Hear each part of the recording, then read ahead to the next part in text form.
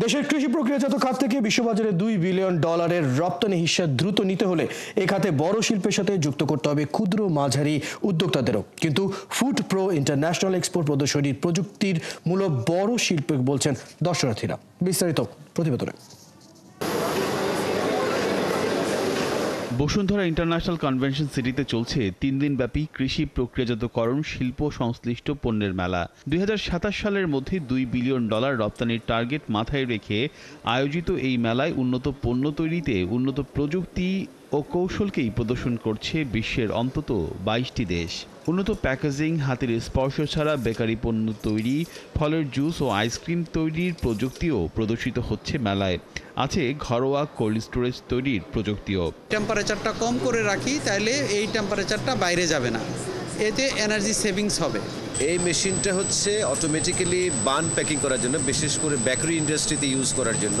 তবে এসব প্রযুক্তি বড় শিল্পের জন্য বলছেন মেলায় আগত দর্শনার্থীরা। ক্ষুদ্র ও মাঝারি উদ্যোক্তাদের বিষয়টি মেলায় উপেক্ষিত হয়েছে বলেও মনে করেন তারা। একটা ইন্ডাস্ট্রি তৈরি করতে গেলে অনেক ইন টোটাল অনেক overall cost.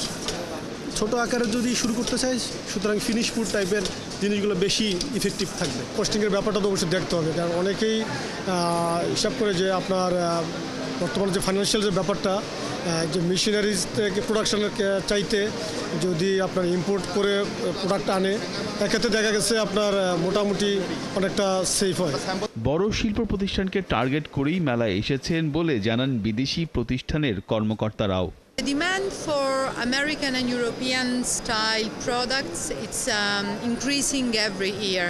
So I see a very bright future also for our products. For high capacity product, some of the machine need to change fully automatic machine.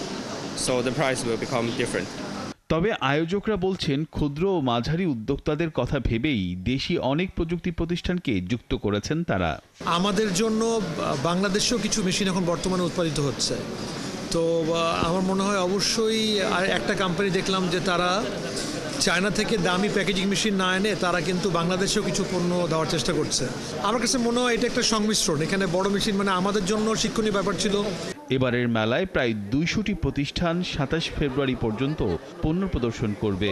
সকাল 9টা থেকে রাত 9টা পর্যন্ত জনসাধারণের জন্য যা উন্মুক্ত থাকবে। রিয়াজ তাজান, 71, ঢাকা।